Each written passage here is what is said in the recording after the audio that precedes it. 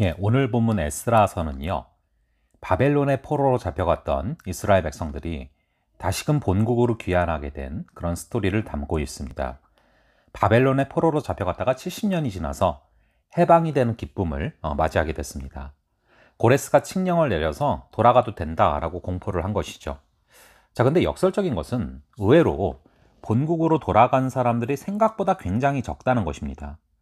이스라엘 백성들이 70년을 바벨론의 포로로 잡혀서 살았거든요. 그럼 아들이 아들을 낳고 그 아들이 또 아들을 낳고 상당히 많이 번성했을 겁니다. 게다가 유대인들은 또 애를 많이 낳거든요. 그러니까 상당히 수가 늘었을 텐데요. 에스라서 2장을 보시면 고레스 칙령 후에 몇 명이 귀환을 했냐 하면요, 49,897명, 즉 5만 명이 채 안 된다는 얘기입니다. 이 5만 명이 상당히 큰 수 같기도 하죠. 저희가 우선 많이 넘어가면은 우선 감이 잘 안 잡히잖아요. 그냥 무조건 큰 수 같고. 그런데 여러분, 몇 년 전에 이 코로나가 있기 전에 집회가 있지 않았습니까? 그때 이제 뉴스에서 뭐 광화문 집회에 참여 수가 더 많았다, 아니다 서초동 집회 참여 수가 더 많았다, 뭐 이런 걸로 기사가 많이 떴잖아요. 그때 말했던 게 200만이 모였다, 아니다 300만이 모였다, 이렇게 이제 막 얘기를 했거든요. 그러니까 여러분, 우리나라에서 그것도 한 도시에서 집회 하나 열리는 것도 많이 모이면은 200만 명 혹은 300만 명까지도 모인다는 겁니다. 근데 포로 귀환을 해도 된다고 했는데 이 나라가 다 이제 귀환을 하는 것인데 몇 명이 귀환을 했다고요? 5만 명이 채 안 됩니다. 그 얘기는 70년 동안 바벨론 포로기를 거치면서 바벨론에 정착한 사람들이 더 많았다는 것입니다. 돌아가서 이스라엘을 재건하려는 사람들보다는 에이, 뭐하러 글로 가? 이 글로벌 시대에 애들 뭐 영어도 가르치고 좋은 학교도 다니게 하고 바벨론이 훨씬 더 낫지, 이러면서 대부분 남았다는 것입니다.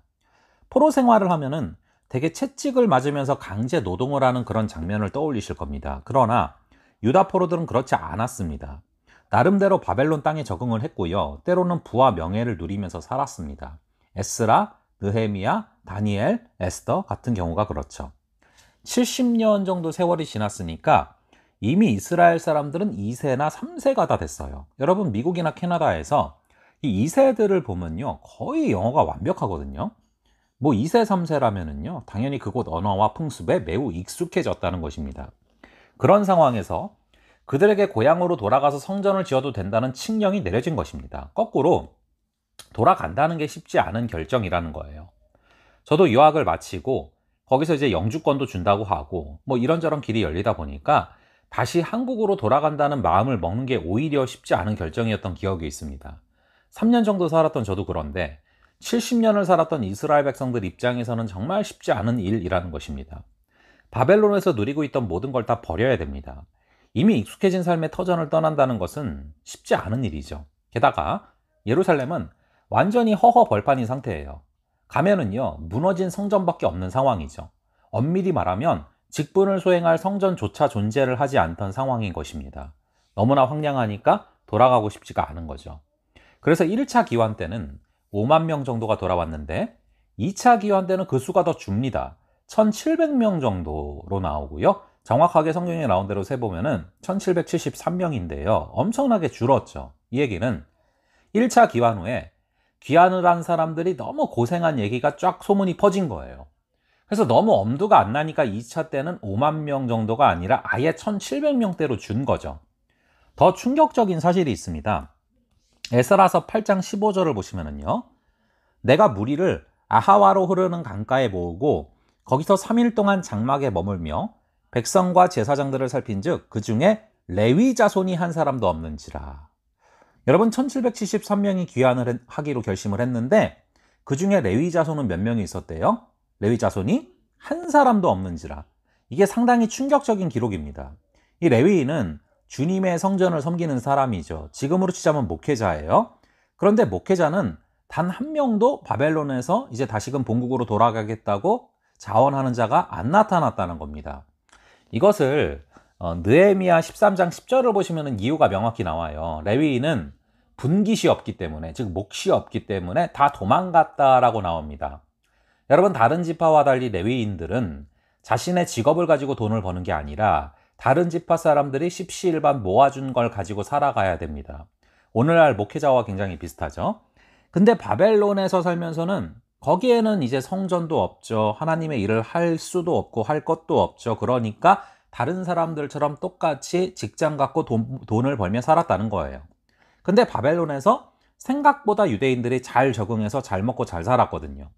그러다가 귀환을 해서 레위인으로 다시 살 생각을 하니까 못하겠는 거예요. 엄두가 안 나는 거죠. 그래서 단 한 사람도 돌아온 사람이 없었다라는 것입니다. 그럼에도 이후에 하나님께서 마음을 만지셔서 결국에는 하나님의 성전을 섬길 사역자들도 나타나게 됩니다. 그게 바로 8장 18절부터 20절까지 얘기인데요. 그럼 이제 얼마나 믿음이 대단한 사람들이 모여 있는 겁니까? 이미 귀환을 하기로 한 것 자체가 대단한 믿음의 결심을 한 사람들이고요. 그 가운데 심지어 교회를 섬길 사역자들도 나타났고요. 무엇보다 에스라가 얼마나 대단합니까? 이 에스라는 바벨론에서 그냥 호의호식할 수 있었던 사람인데 말씀 사역에 매진하라는 하나님의 소명 때문에 주님의 땅으로 귀환을 하기로 마음을 먹은 거잖아요. 근데 그렇게 대단한 사람들이 모여 있는데도 막상 이제 이스라엘로 출발을 하려고 하니까 두려움이 찾아오는 거예요. 아하와 강가에 1773명이 있었다고 기록되어 있죠.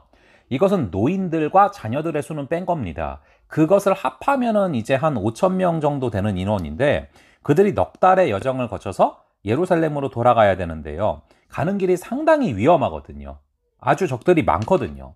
그러니까 안전한 여행을 담보할 수가 없는 상황인 것입니다. 그래서 두려움이 찾아온 것이죠. 하나님이 원하시는 길을 걸어가기로 마음을 먹었지만 막상 걷다 보니까 너무 두려운 거예요. 막상 걷다 보니까 뜻밖의 어려움이 찾아오는 것입니다. 이 두려움이라는 감정은 생각보다 우리를 굉장히 괴롭히는 감정입니다. 이 감정을 내가 내 마음대로 쫓아낼 수도 없어요. 사람마다 문제 상황에 봉착했을 때 다가오는 그런 문제 감정이 다 달라요. 어떤 사람들은 문제가 벌어지면은요, 분노를 하게 돼서 힘들어하는 사람도 있고요. 어떤 사람들은 문제가 벌어지면은 자기 안에 스물스물 올라오는 감정이 두려움인 사람도 있습니다. 전 최근 들어서 이 두려움 때문에 힘들어하는 사람들을 참 많이 신방하게 됩니다. 며칠 전에 저희 교회 청년 한 명을 신방을 하는데요. 그 청년이 시험을 준비하는데 가장 힘든 게 뭐니라고 물어보니까 두려움이래요. 두려움이 자신을 계속해서 엄습하고 힘들게 한다는 거예요. 시험이라는 것이 딱 시험을 보는 날 내가 원하는 점수와 결과가 나와야 되는데 그 결과라는 것이, 그 미래라는 것이 내 마음대로 할 수 있는 게 아니다 보니까 두려움이 있다는 거죠. 참 솔직한 고백이죠. 근데 이게 우리 모두의 모습 아닙니까? 에스라가 그랬어요. 막상 믿음의 길을 걸어가기로 결심을 했는데 믿음의 길을 걸어가다 보니까 정작 두려운 거예요. 뜻밖의 두려움이 찾아오는 것입니다. 그렇게 두려움이 찾아왔을 때 에스라는 어떻게 반응합니까? 21절을 한번 읽어볼게요. 그때 내가 아하와 강가에서 금식을 선포하고 우리 하나님 앞에서 스스로 겸비하여 우리와 우리 어린아이와 모든 소유를 위하여 평탄한 길을 그에게 간구하였으니. 뭐랍니까? 금식 기도하는 것입니다. 두려움이 찾아왔을 때 간구하고 기도하는 것이죠. 이때 이겨낼 수 있는 것입니다. 그래서 상담했던 친구에게도 두려움이 있다라는 말을 듣고 이런 얘기를 해줬어요. 이제 목사님을 만나고 나서 올라가서 공부를 하기 시작을 할 때 앉아서 바로 기도를 하고서 시작을 해라. 앉아서 바로 공부를 시작하지 말고 앉아서 기도를 먼저 하고 시작을 해라 하면서 이런 얘기를 해줬어요. 이 미래라는 것은 앞에서 나에게 다가오는 게 아니라 내가 예측하고 만들어낼 수 있는 게 아니라 미래는 위에서 오는 것이다.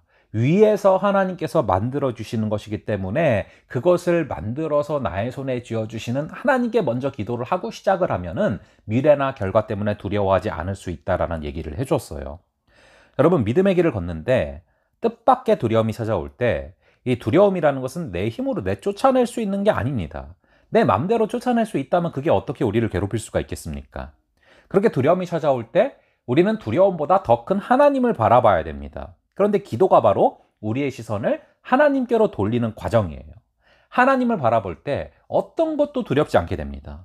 우리가 하나님을 두려워하고 하나님을 경외하면은 세상에 어떤 것도 두렵지가 않습니다. 그런데 하나님을 두려워하지 않고 하나님을 경외하지 않으면은 세상의 모든 것들이 우리를 두렵게 하고 세상의 모든 것들이 우리를 무너뜨리고 우리는 세상의 모든 것들의 눈치를 보게 되는 거예요. 여러분, 두려울 때 하나님께 기도할 수 있는 그런 우리가 되기를 간절히 바랍니다. 이제 아하와 강가에서 여러 사람들이 넉 달의 여정을 거쳐서 예루살렘으로 가야 되는데 그 길이 너무 험해서 안전한 여행을 담보할 수가 없습니다. 그래서 두려움이 찾아왔어요. 근데 오늘 말씀해 보시면은 기도 중에 에스라가 이런 말을 합니다. 왕이 가는 길을 험하지 않도록 군사적 도움을 준다고 했을 때 마병과 보병을 차마 요청할 수 없었다라는 기도를 하거든요. 그게 22절인데요. 이는 우리가 전에 왕에게 아뢰기를 우리 하나님의 손은 자기를 찾는 모든 자에게 선을 베푸시고 자기를 배반하는 모든 자에게는 권능과 진노를 내리신다 하였으므로 길에서 적군을 막고 우리를 도울 보병과 마병을 왕에게 구하기를 부끄러워하였습니다. 아주 솔직한 고백이죠. 왕이 군사적 도움을 준다고 했지만 그렇다고 마병과 보병을 요청하는 것은 부끄러운 일이라 하지 않았다고 고백하는 거죠. 왜입니까? 에스라가 이방왕 앞에서 우리가 믿는 하나님은 우리를 모든 위협에서 건져주시는 분이십니다. 이렇게 고백을 했는데 왕한테 위험에서 지켜달라고 요청을 한다는 것은 마병과 보병을 요청한다는 것은 앞뒤가 맞지 않으니까 도움을 요청하지 않았다는 것이죠. 맞는 말이죠. 그래서 그런 배수의 진을 친 상황에서 어떻게 됩니까? 23절에 보면요. 그러므로 우리가 이를 위하여 금식하며 우리 하나님께 간구하였더니 그의 응낙하심을 입었느니라. 사람에게 도움을 요청하지 않고 하나님께 금식하며 기도했더니 그분의 응낙하심을 입었다라는 것입니다. 그 말이 무엇인지 구체적으로 보면 31절에 이렇게 나와 있습니다. 첫째 달 12일에 우리가 아하와 강을 떠났다라고 이렇게 나오고 있죠. 자, 그래서 이제 아하와 강을 떠나서 예루살렘으로 갔는데 우리 하나님의 손이 우리를 도우사 대적과 길에 매복한 자의 손에서 건지시니라. 아멘이십니까? 기도하고 떠났다고 대적이 없어진 게 아니에요. 대적도 있었고 길에서 매복한 자도 있었어요. 그런데 결국 그 손에서 건지시고 안전하게 지키셨다는 것입니다. 이 고백이 우리 모두의 고백될 수 있기를 바랍니다. 그럼 그 기도의 내용은 무엇입니까? 우리 아이들을 위해서, 우리의 재물을 위해서 평탄하게 하여 달라는 기도를 하죠. 여러분, 에스라가요, 이 기도를 한 게 잘 먹고 잘 살자고 한 게 아닙니다. 에스라는 바벨론에서 원래 잘 살고 있었어요. 그냥 잘 먹고 잘 살려면 거기 있었으면 됩니다. 근데 예루살렘으로 돌아갔다는 것은 더 잘 먹고 잘 살려고 돌아간 게 아니라는 거예요. 모든 걸 하나님께 드리기로 결단했기 때문에 떠난 것이고 말씀 사역에 올인하기 위해서 결정하고 떠난 겁니다. 그럼에도 불구하고 현실은 가족들과 함께 먼 길을 가야 되는 여정이고 너무 오랜 여정이고 너무 위험한 여정입니다. 그래서 그 가운데 두려움을 느꼈고 두려움과 맞서기 위해서 기도를 했는데요. 그 기도의 내용은 단순히 안전히 가게 해달라는 게 아니라 하나님의 사명을 감당할 수 있도록 지켜달라라는 기도였습니다. 이것은 겟세마네 동산에서의 기도와 너무나 흡사한 기도죠. 십자가를 질 수밖에 없는 상황이다라는 것을 잘 알지만 그 길이 너무 괴롭고 힘드니까 그 십자가의 길을 걸어갈 수 있는 그 힘을 감당할 수 있는 그 힘을 공급해 달라는 그 기도죠. 저는 며칠 전에 요한복음 12장을 보다가 너무나 와닿았던 순간이 있습니다. 12장 23절에 보시면은 십자가가 무엇인가, 십자가의 원리와 방법과 이런 것들을 자세히 설명을 해주세요. 한 알의 밀알이 떨어지면은 죽어서 많은 열매를 맺게 된다. 이렇게 예수님이 십자가를 직접 설명해 주십니다. 그리고서 멋있게 십자가를 딱 지러 가시는 게 아니라 바로 뒤에 27절에 보시면은 굉장히 솔직한 고백을 갑자기 하십니다. 십자가에서 쭉 설명하신 다음에 근데 지금 내 마음이 너무 괴롭다. 그런데 그 십자가를 생각하니 그 길을 걸어가는 과정이 나에게 너무 고통스럽다라는 얘기를 솔직히 하십니다. 구체적으로는 이렇게 나와 있습니다. 근데 지금 내 마음이 괴로우니 무슨 말을 더 하리요? 저는 한 알의 밀알이 떨어지면 많은 열매를 맺는다는 그 유명한 구절보다도 바로 뒤에 나오는 27절에 예수님의 그 솔직한 고백이 그렇게 은혜가 되더라고요. 아, 예수님도 그 십자가의 길을 걸어가는 게 너무 아프셨구나. 예수님도 그 십자가의 길을 걸어가는 게 너무 고통스러우셨구나. 그래서 바로 뒤에 28절에 하나님께 기도를 하시거든요. 바로 이 모습이 에스라의 모습과 흡사하죠. 에스라는요, 본인이 예루살렘으로 가야 된다는 거, 그 길이 자기가 걸어가야 될 길이라는 걸 잘 알아요. 근데 그 길이 너무 위험하고 힘드니까 잘 갈 수 있도록 도와달라는 거예요. 그 사명을 감당할 수 있도록 목적지까지 안전하게 이룰 수 있도록 도와달라는 거죠. 에스라가 한 기도, 우리의 기도와 너무나 흡사합니다. 우리가 하는 기도들과 겉모습은 똑같죠. 어린아이들을 위해서, 물질을 위해서 평안함을 주세요. 비슷하죠. 그런데 기도의 출발점이 중요해요. 주님의 사명을 감당할 수 있도록 가족들에게 평안함을 달라는 것입니다. 여러분, 모든 것을 하나님을 위해서 간구할 수 있기를 바랍니다. 하나님의 일을 감당하기 위해서 재물을 구하셔도 되고요. 하나님의 일을 감당하기 위해서 자리도 구하셔도 돼요. 그런데 여기서 중요한 것이 있습니다. 무엇이 중요하냐 하면은 그러한 것들 우리가 다 구할 수 있어요. 그런데 앞뒤 순서가 바뀌면 안 돼요. 먼저 하나님의 나라와 의를 구하기 위해서 모든 것을 구하는 것이지, 원래 여러분 그래요. 우리가 먼저 하나님의 나라와 의를 구하면 모든 것을 더 하십니다. 그런데 그 모든 것을 위해서 하나님을 이용하면 안 된다라는 것입니다. 그렇게 먼저 하나님의 나라와 의를 구하면서 안전하게 이끌어 달라 기도했더니 대적들의 손에서 건져주셨다라는 것이죠. 자, 그럼 그렇게 에스라가 전심을 다해서 기도한 뒤에 아무 일도 하지 않습니까? 그렇지 않아요. 24절부터 30절까지를 보시면 12제사장을 불러서 일을 지시하는데요. 가져갈 금, 은, 그릇, 예물, 도네이션 받은 것들을 다 확인하는 작업을 하고 분배하는 작업을 합니다. 이걸 그냥 가져가다가는 없어질 수가 있어요. 한 사람이 다 가지고 가다가는 그 사람이 잃어버리면 다 잃어버리는 겁니다. 그래서 정교하게 위험을 분산시키고 분배하는 작업을 하는 것이죠. 이처럼 에스라는 하나님 앞에서 모든 것을 걸고 기도했지만 동시에 본인이 해야 될 책임을 다 했던 사람이에요. 이처럼 기도할 때는 하나님이 도와주시지 않으면 나는 아무것도 할 수 없는 것처럼 간절히 기도해야 됩니다. 그러나 기도가 끝나고 나면은 마치 모든 일이 나에게 달린 것처럼 최선을 다해 일을 해야 됩니다. 진정한 신앙은 겸손함과 탁월함이 함께 드러나야 되는 것이죠. 기도하고 자기 몫을 안 하면 안 되는 것입니다. 이해하기 쉽게 저를 한번 예로 들어보겠습니다. 설교는 하나님의 말씀이죠. 그래서 설교가 선포될 때 이것을 하나님의 말씀으로 알고 받아들여야 됩니다. 맞는 얘기죠. 근데 설교자인 제가 이걸 스스로 여러분에게 강요를 하면 그건 조금 핀트가 이상한 거죠. 성도들이 스스로, 목사님이 하시는 말씀은 하나님이 대언하는 말씀이니까, 하나님의 말씀이 선포되는 중이니까 집중해서 잘 들어야지. 그건 정확히 맞는 얘기예요. 그렇게 하셔야 돼요. 그런데 제가 그걸 강요하면서, 그래, 설교는 하나님의 말씀을 전하는 것이니 지금 선포되는 건 하나님의 말이니까 뭐든 다 아멘으로 다들 받아야지, 이러면서 뭐든 받아야 되는 게 맞으니까 하면서 그냥 설교 준비를 안 하고 그냥 올라온다, 대충 올라온다, 이건 아니라는 거죠.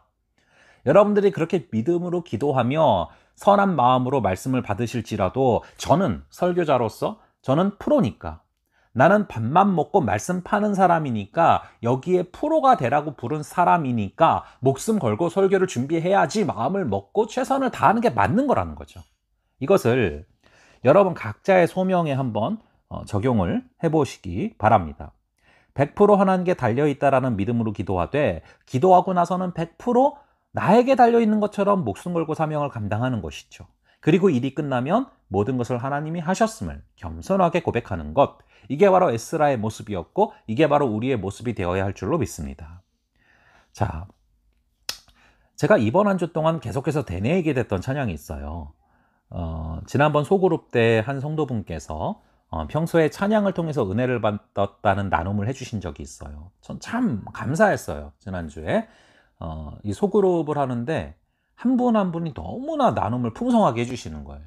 이 소그룹을 하기 전에는 저는 살짝 걱정을 했어요. 내가 막 얘기를 많이 해야 되는 상황이 되지 않을까 했는데 저는 뭐 얘기를 거의 안 해도 될 정도로 성도분들이 너무 깊게 나눔을 해주셨는데, 그 중에 한 분이 평소에 이제 찬양을 통해서 은혜를 받는 나눔을 해주셨어요. 근데 저도 그래요.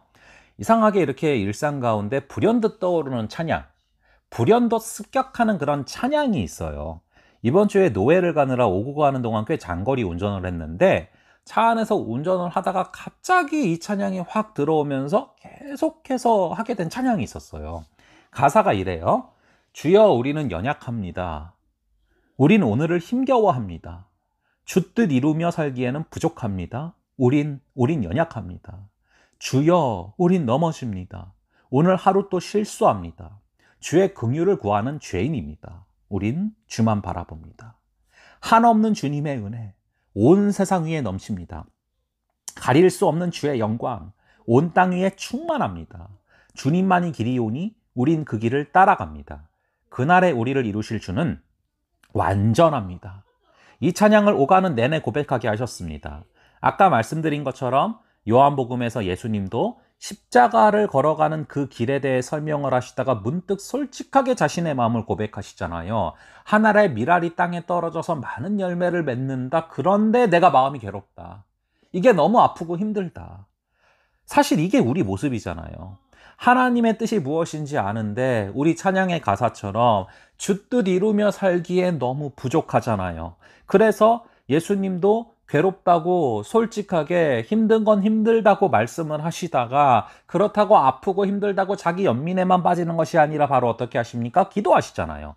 에스라도 그렇잖아요. 두려울 때 결국 두려움 가운데 무너지는 게 아니라 기도하잖아요. 그럴 때 한없는 주님의 은혜와 충만한 영광이 임하여서 우리는 그 힘으로 다시금 걸어가게 될 줄로 믿습니다. 저희 잠시 한번 기도하겠습니다. 아버지 하나님 감사합니다. 오늘 말씀을 통하여서 우리가 두려움이 닥쳐올 때 어떻게 해야 되는가를 에스라를 통해서 살펴봅니다. 아버지 하나님 두려움이 엄습할 때 그때가 바로 우리가 기도해야 될 때임을 잊지 말게 하시고 우리가 기도를 할 때 하나님을 바라봄을 통하여서 그 두려움이 내어 쫓겨지는 온전한 사랑이 두려움을 내어 쫓는 그 역사를 체험하게 하여 주시옵소서. 우리가 하나님을 경외하고 하나님을 두려워할 때 다른 어떤 것도 두려워하지 않게 될 줄로 믿습니다. 아버지 그러한 우리가 되게 하시고 모든 것이 하나님께 달려있다는 믿음으로 기도하고 동시에 모든 것이 나에게 달려있는 것처럼 우리에게 주신 소명들 에스라처럼 최선을 다해서 감당하게 하여 주시옵소서. 그렇게 나아갈 때 하나님께서 부족한 우리를 통하여서 온전히 당신의 일을 이루어 주실 줄을 믿습니다. 그렇게 쓰임받는 우리 모두가 되게 하여 주시옵소서. 감사드리고 이 모든 말씀 우리 주 예수 그리스도의 이름으로 기도합니다. 아멘. 예, 그럼 다음번에 또 뵙도록 하겠습니다.